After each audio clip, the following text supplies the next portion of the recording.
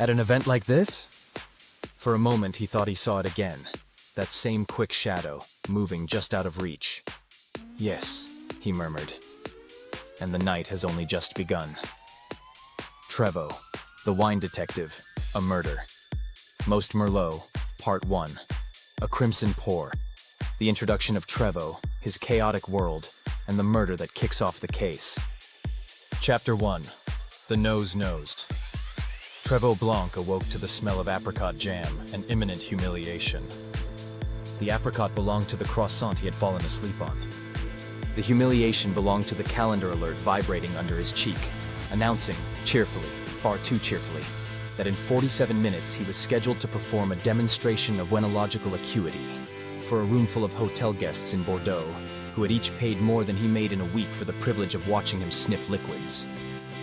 He peeled his face off the pastry, dusted crumbs from his jacket, and regarded his reflection in the chrome of the espresso machine. The man who looked back at him was every bit himself, early 40s, dark hair refusing to commit to either order or rebellion, a handsome mustache that required daily negotiations, and a silk scarf of indeterminate cost and very determinate stain. He dabbed at the burgundy blotch with a wet napkin, considered whether it made him look roguish, and decided to call it authentic. Trevoh's apartment perched above a small wine bar off the Place du Parlement, the kind of place where tourists photographed the chalkboard and locals pretended they didn't. He had an arrangement with the owner, a genial man named Pascal who believed Trevoh's wine detective persona attracted business. In exchange for periodic performances and the occasional recovery of missing invoices, Trevoh could conduct his life within smelling distance of 30 open bottles. He bounded down the stairs, grabbed a shot of espresso, and caught Pascal polishing glasses with the solemnity of a priest burnishing a chalice. "You look like you slept in your clothes," Pascal observed. "I did," Trevoh said. "I'm saving time." "You have the fancy demonstration?" "In 44 minutes, Trevoh said, checking his phone. "But it's fine. I'm in perfect form." He was not, in any measurable way, in perfect form. His tie was an injustice. His scarf had the aforementioned authenticity. He had a faint headache that suggested he'd argued with a Sancerre and lost. Still, form is partly confidence, and Trevoh possessed that in magnum size. Pascal set 3 glasses in a row. "Practice then. Prove you are the great nose of Bordeaux." Trevoh inhaled. He loved this part. There was a ceremony to it, a way the world quieted when he lifted a glass and let the story rise. Wine was memory and weather and soil and sin all corked together. He brought the first glass to his nose and closed his eyes. Grenache and Syrah dancing. Southern Rhone, perhaps Gigondas 2018. Ripe strawberry, white pepper, a hint of... Is that Garrigue? Pascal's eyebrow twitched. "It is literally labeled Gigondas 2018, he said, showing him the bottle. "Do not become arrogant, Trevoh." "The second," Trevoh said, unperturbed. He sniffed. "Chablis. Stainless steel, 2020. Oyster shell, lemon zest, a drizzle of... Enough poetry." Pascal slid the 3rd glass forward. "A challenge." Trevoh inhaled and frowned. He inhaled again. He swirled, sipped, let it spread across his tongue, pressed it into his palate like a detective pressing a fingerprint. There was fruit, yes, but the fruit was shy. There was oak, but the oak was a rumor. There was something else, too, something he hated admitting. He set the glass down. "This is complicated." "It is cheap supermarket Merlot," Pascal said, delighted. "I bought it to clean the drains." Trevoh grimaced. That explains the notes of despair." He lifted it again, because stubbornness was a professional necessity. Though to be fair, the despair is well structured. Pascal laughed and clapped him on the shoulder. "Go make your show, mon ami. Try not to accuse anyone of crimes until after lunch." "That was one time," Trevoh said. And he had stolen the silverware. He owned the restaurant. Trevoh waved this away and stepped into the street. Bordeaux in late morning was a catalogue of temptations. Baskets of strawberries, the glint of the Garonne, the sly gossip of shutters opening on old stone. He cut through a lane that smelled of baguettes and rain-warmed limestone and arrived at the hotel door, where the lobby carpet cost more than his car, and the concierge smiled as if he had been personally polished. "Monsieur Blanc," the concierge purred. "The guests await." Do they look friendly? They look wealthy. Ah, Trevoh said. So, no. The demonstration of oenological acuity took place in a high-ceilinged salon with velvet drapes and a chandelier that trembled when people laughed, which, in his line of work, was an occupational hazard. A semicircle of chairs faced a long table bearing 6 covered bottles, 6 rows of glasses, and a silver spittoon that had never known intimacy. The audience was a fine harvest of humanity. 2 couples from London who had the slightly harried look of people trying to enjoy themselves properly. An American with a notebook and an expression of friendly suspicion. A young French pair filming everything for an audience of strangers. And, in the center of the front row, a man whose reputation entered rooms before he did. Lucien Casque. Even the name sounded decanted. Lucien was the critic whose scores could crown or crush a vintage. Restaurateurs smiled at him as one smiles at a crocodile. Winemakers toasted him with trembling hands. His reviews were precise as autopsies and twice as fatal. He sat with his legs crossed neatly, his suit an immaculate navy, his expression mildly bored, which was Lucien's version of a Valentine. Trevoh's heart dipped, then rallied. "Ladies and gentlemen," he announced, "welcome to the only show in Bordeaux where the prop budget is better than the script." A polite ripple of laughter. The chandelier approved. "We will begin," Trevoh continued, "with an exercise called the nose-nose. I will taste each wine blind and tell you where it is from, what it is made of, when it was bottled, and who argued during the harvest." A murmur. The American raised his hand. "You can really tell who argued? Only if they shouted," Trevoh said. "Sound carries in limestone." He lifted the first bottle, removed the cover with a flourish, and did not look at the label. He poured, he sniffed, and the room retreated until there was only the wine and the old familiar theater of it. Peach white flowers. A whiff of almond. This is Viognier coaxed into good behavior. Northern Rhone, Condrieu 2019. The winemaker had a fight with his brother about pruning. The brother was right. He opened his eyes. One of the Londoners was grinning. The American scribbled. Lucien Casque examined his cuticles. The second glass was flint and cool mornings, the steel of a blade. Chablis, Left Bank, Vaillance 2020. Chiseled. The harvest was wet, the nerves were drier. The third, raspberry, crushed violet, a sun-baked wall. Brulé, Beaujolais, 2021, a happy wine with secrets. And so it went, Trevoh's confidence knitting itself into something like a cape. The French pair whispered to their phones. Even Lucien had stopped looking bored and started looking attentive. Not pleased. Lucien didn't do pleased, but attentive, which in his face read like thunder considering rain. Trevoh reached the 6th bottle. He uncovered it, poured, and lifted the glass. The scent rose slowly. Dark fruit, yes, a little cedar. Something herbal at the edge, assertive but not angry. He took a sip, let it travel, found it broader than he expected, found a memory there too. A long afternoon at a small estate along the Gironde, where the owner insisted his vines listen to Debussy. Right Bank Bordeaux, Trevoh said. Merlot-led blend. 2016. From a small chateau that refuses consultants and believes in moonlight. The tannins are gentlemanly, the finish is unembarrassed. If this wine were a person, it would apologize before seducing you. Laughter rolled. Pascal would have been proud. Lucien Casque leaned back and tapped a finger against his knee. "And the specific commune?" he asked without looking up. The room turned as if on a hinge. Trevoh smiled. Fronsac. Lucien's mouth made a shape that could, in dim light, be mistaken for approval. The concierge exhaled audibly. The American underlined something 3 times. "And now," Trevoh continued, basking shamelessly, "we shall play a game. You will each come forward, and I will tell you something about yourself from the way you hold a glass." "You can't be serious," one of the Londoners said, delighted. "I am never serious," Trevoh said gravely. "Which is why this works." They cued, giggling and skeptical, and he delivered his parlor tricks with cheerful audacity. He told the American she had recently changed jobs and missed the chaos of her old one. She blinked and said, "How did you?" He told the French couple they argued about money but agreed on dessert. They looked at each other. impressed and a little terrified. He told the Londoner he hated being called Dave, and the man said, "I do."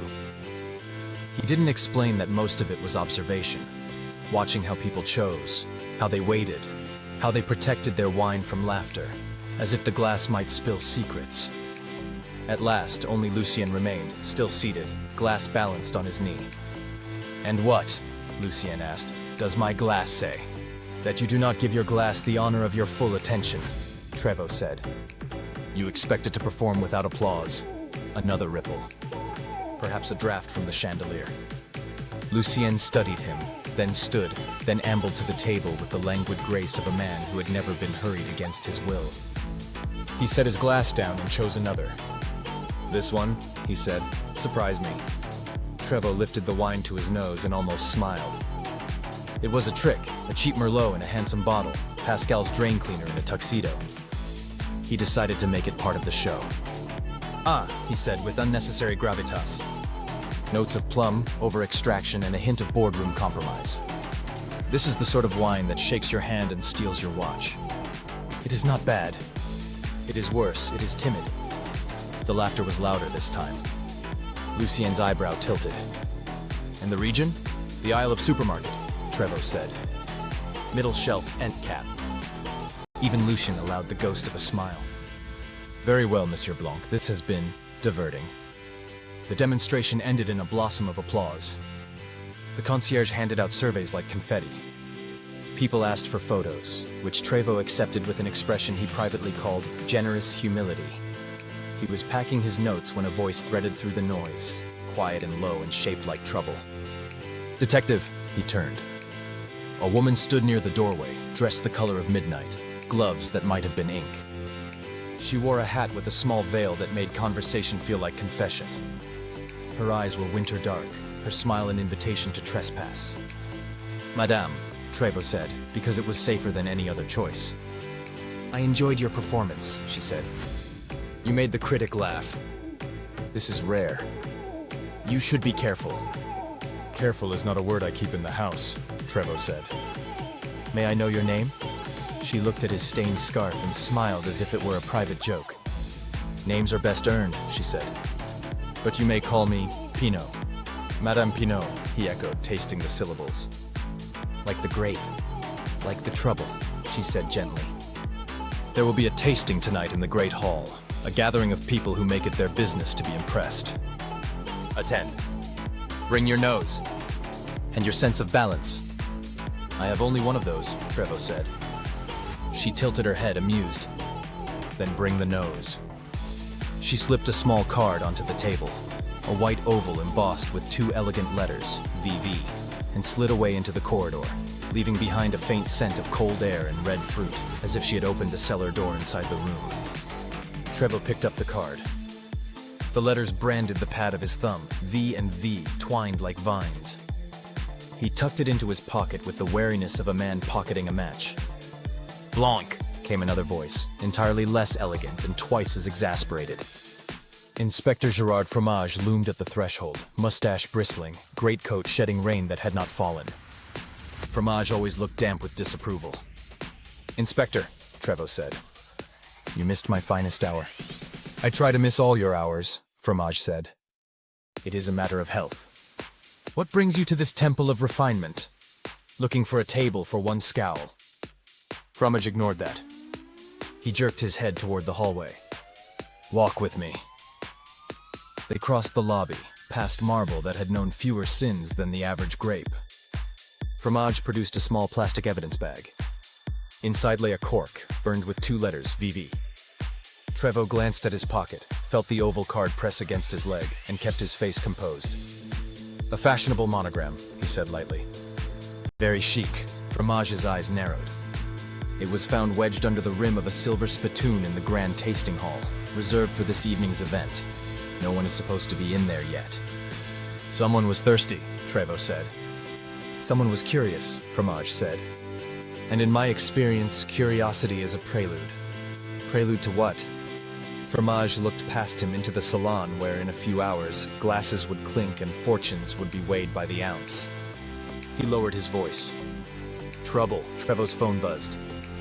A message from a number he didn't recognize, 3 words without signature. Tonight. Don't be late. He felt the old sensation he both loved and resented. The world tilting, the stage being set, the script he hadn't read being thrust into his hands. From the far end of the corridor came a cart rattling with glasses. A scatter of laughter, the sound of cork meeting air. Somewhere, faint as a rumor, he thought he smelled it again. Dark fruit and cedar, the whisper of something herbal, and behind it all a tang of metal that did not belong. Trevoh froze, sniffed the air, and muttered, "Merlot," and murder. Chapter 2. A quiet morning ruined. Trevoh's morning routine relied on 2 sacred principles. First, that coffee was a birthright. Second, that mornings should enter a room quietly and avoid eye contact. At 7:15, both principles were violated by the ringing of his phone, which sounded like an angry lobster in a biscuit tin. He groped across the nightstand, knocked over a stack of tasting notebooks, and finally found the device vibrating its way toward the floor. He thumbed the screen, squinted at the name, and flopped back onto the pillow. Inspector Gerard Fromage. He considered letting it ring out of sheer self-preservation. Fromage calling before breakfast suggested a disaster or a clerical error, and Trevoh had a policy of dealing with disasters only after croissants. The phone persisted. It had that tone particular to authority figures who had never been taught patience. He answered. "If this is a wellness check, I'm unwell." "Blanc," Fromage said. No greeting, just the sound of rain on gravel made human. "Get up." "I am up," Trevoh lied, peering at the ceiling. "Up in spirit." "Be up in person," Fromage said. "Hotel door." "Service entrance." 10 minutes. "I don't usually associate with service entrances," Trevoh said. "It's a matter of aesthetics. Make an exception," Fromage said. "Bring your nose." The line clicked dead. Trevoh lay still and listened to the silence rush back in, the way tide reclaims a beach. His head felt lined with felt. He remembered Madame Pinot's card in his pocket, and the letters VV pressed into his thumb like a half-remembered dream. Tonight. Don't be late. Now Fromage. Service entrance. Bring your nose. Fine, he said to the ceiling. I suppose quiet was too ambitious. He dressed with the care of a man defusing a bomb. White shirt, charcoal jacket, the silk scarf he had decided was authentic. He selected a tie that made him look like he filed taxes. He put it back. He chose a tie that made him look as if he had opinions about sonatas and tannin management. He accepted his mustache as an imperfect friend. On the landing, he ran into Henriette Corky Duval, who occupied the apartment across from his with the tidy efficiency of a harbor pilot docking a ship. She wore black jeans, a striped top, and the subtle air of someone who had already read 3 emails and judged them wanting. "Why are you awake?" she said. "It's not payday." "Fromage called," Trevoh said. He used verbs. It felt urgent. "Of course it did," Corky said. "He lives in a permanent state of urgent. What have you done?" "Me nothing." He pulled on his raincoat. Yet, she looked at his scarf. "That stain is getting deeper, like your life." "It's my signature," he said. "It's your brand," she agreed. "And your alibi need company?" He hesitated. Bringing Corky meant bringing competence. It also meant commentary. "Do you have coffee? In a cup or as a concept?" "Both." She handed him a thermos. He bowed as if accepting a medal. They descended to the street where the sky hovered between sulk and spit. Bordeaux in the early hours smelled of warm yeast and newspapers. A delivery van honked without malice. They cut through narrow lanes until the hotel door appeared like a ship of stone, flags lifting in the damp breeze. Fromage had chosen the service entrance, as promised, a plain door down a short ramp where crates were wheeled and staff took breathing breaks and glamour refused to tread. A uniformed officer stood with arms folded, choosing to see them as a problem only at the last possible moment. "Blanc," Fromage's voice called from within. And the assistant. "Fine. Come." Inside, the loading corridor was a litany of practicalities, metal shelving, the whiff of detergent, the metallic cough of an ice machine. A second officer signed something on a clipboard with the tragic air of a man denied poetry. Fromage waited near the end of the passage, hat smudging his silhouette, coat as unsmiling as his mouth. "You took 12 minutes," he said. "I stopped to prevent a pastry from being eaten by a pigeon," Trevoh said. "A civic duty." Fromage stared. "Save your heroics for later." "Have you tried not being cross before coffee?" Corky asked pleasantly. Fromage ignored her, motioned them onward, and pushed through a battered door into the hotel's underbelly. Prep kitchens humming, trolleys whispering, the airport choreography of hospitality. He cut left into a quieter corridor and stopped before a pair of double doors. A taped sign read Grand Tasting Hall, staff only, tonight 19 Umrai. Beyond the doors, the hush was ecclesiastical. The Grand Tasting Hall was at once ornate and practical, a cathedral built by people who worshipped at the altar of vintage. Sun shrugged through high windows. Rows of linen-draped tables advanced in disciplined lines to a dais where a lectern waited to approve of all remarks. On each table, ranks of spotless glasses, polished like the conscience of a saint, silver spittoons, place cards bearing the names of wines whose price tags required numbness. Something was wrong. Trevoh felt it before he saw it.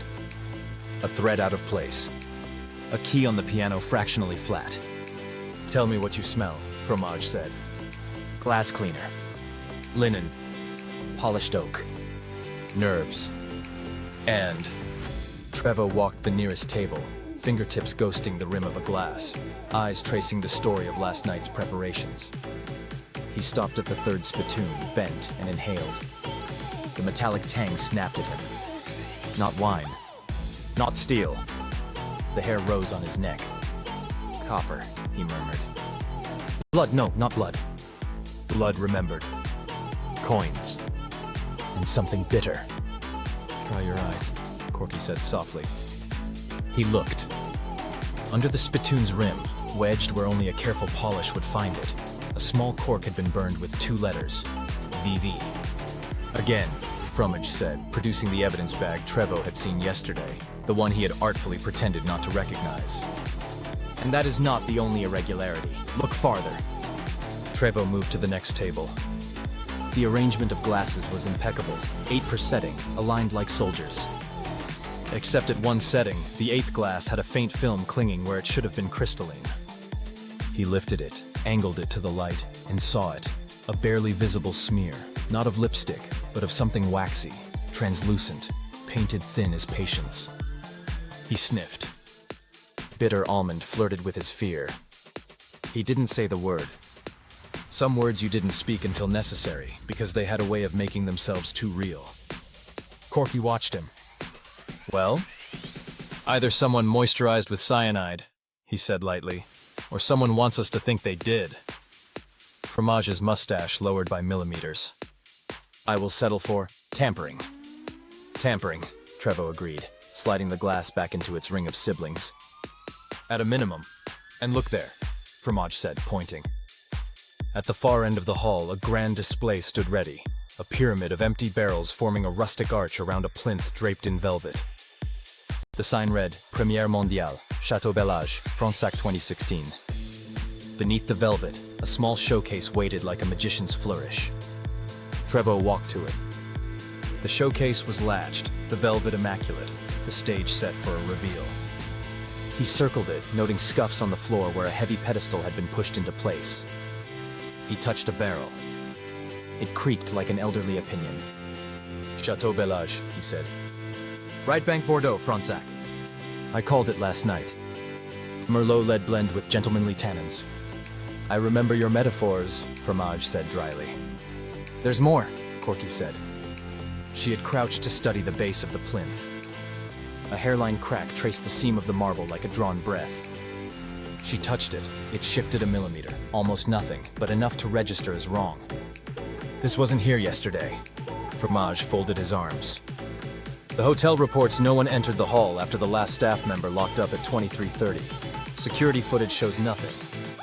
"Then either your cameras are shy," Trevoh said, "or someone entered with a key in a very polite tread." Fromage handed Corky a tablet. "Shy cameras, according to the manager, are impossible. Review the feeds. I prefer impossible to lying." Corky began her quick, economical navigation through last night's monochrome footage. Tables set, chairs stacked, staff disappearing. Midnight.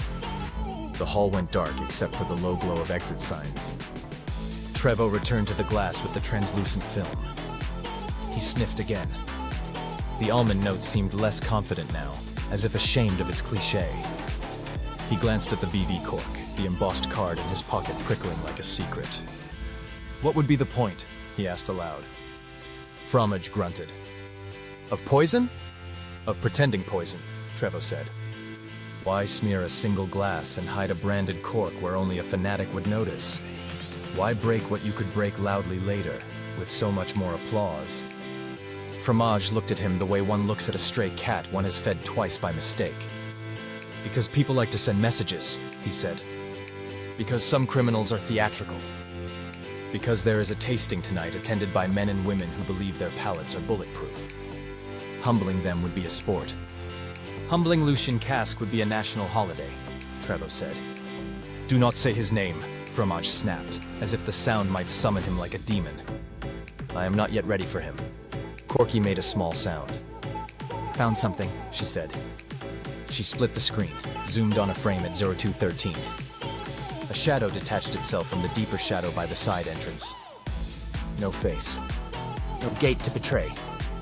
Just a sliver of motion, then the faintest wink of reflected light at knee level, as if a person had paused, crouched, and done something near the floor. Could be a flaw in the compression, Fromage said. Could be a person, Corky said. Could be both, Trevoh offered helpfully. Fromage exhaled through his nose, a sound like an annoyed kettle. Blank your opinion. Trevoh looked at the hall as a stage designer might. Entrances, exits, sight lines. The spots where applause would be best. The ways a drama could be arranged without anyone noticing until curtain up. He smelled the clinging metal at the spittoon, the imagined almond at the glass, the clean terror of a room set perfectly and touched imperfectly. Someone rehearsed, he said. They were here to practice a trick. A switch, perhaps. A glass for a glass. A bottle for a bottle. Something to pull under velvet the moment everyone is watching the ceiling. Rehearsed for what? Fromage said. Theft, humiliation, or both, Trevoh said. And if you were going to humiliate someone in this hall, you would pick the man who takes humiliation personally. Do not say his Lucien Casque, a voice said from the doorway, crisp as a toast. They turned. The hotel's events manager entered, trailed by two staff bearing clipboards and expressions of managed collapse. Behind them, as if ceding nothing to fate or authority, came Lucien himself, immaculate again, boredom folded around him like a scarf. I was told there was a minor matter to address, Lucien said, scanning the room with the idle calculation of a hawk over poultry. Before tonight's tasting. Fromage's jaw tensed. The hall is closed. Everything is closed until I open it, Lucien replied pleasantly. That's how these things work. His gaze shifted to the Bellage display, lingered, moved on. He saw nothing and everything. He looked at Trevoh without moving his head, which was one of his more expensive tricks. Monsieur Blanc, you look pale. Poor sleep? On the contrary, Trevoh said. I slept like a barrel. Empty? Seasoned. Lucien smiled, a small expensive crescent.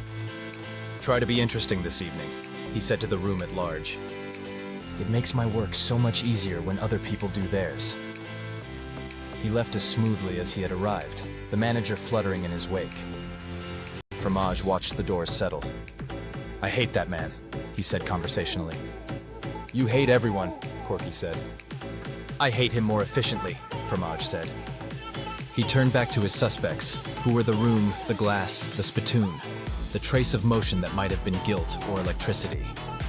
Blank. I cannot close this event without proof. The mayor will phone me personally to ask why I have ruined everyone's evening. The mayor loves wine, and I love my job. Find me something I can use. Trevoh rubbed his jaw. You want me to sniff an explanation out of linen? Yes, Fromage said simply. And do it quickly. Corky nudged Trevoh's elbow and handed him the tablet. She had frozen the grainy frame where the shadow crouched. Zoomed further, the reflected glint resolved into a shape. Oval, pale, caught in the camera's eye for a single heartbeat before disappearing again. Trevoh's stomach performed a small, elegant drop. He didn't need the card in his pocket to tell him what he was seeing. On the screen, captured by bad optics and good timing, something like a calling card flashed in the intruder's hand, white and oval, stamped with 2 intertwined letters. VV. Trevoh felt the hall shift a degree colder. The chandelier's crystals made a sound like someone clearing their throat to begin a speech. In his mouth, the faintest taste of almond went to ground, replaced by iron and anticipation. "Well," Fromage said. "Say something useful." Trevoh slipped the tablet back to Corky, looked at the Bellage display, the velvet, the perfect rows of glasses, the spittoon with its hidden sting, and against his better judgment smiled. "I think," he said, "your quiet morning is about to be ruined." Chapter 3. The Grand Tasting. Gala Bordeaux did not merely host wine events. It staged them, like operas where grapes were divas and sommeliers wielded corkscrews like swords. Tonight, the Hotel d'Or wasn't a hotel at all. It was an amphitheater of indulgence, a cathedral of fermented glory. Even the air had been decanted. Trevoh stood at the bottom of the grand staircase and tilted his head back to take it all in.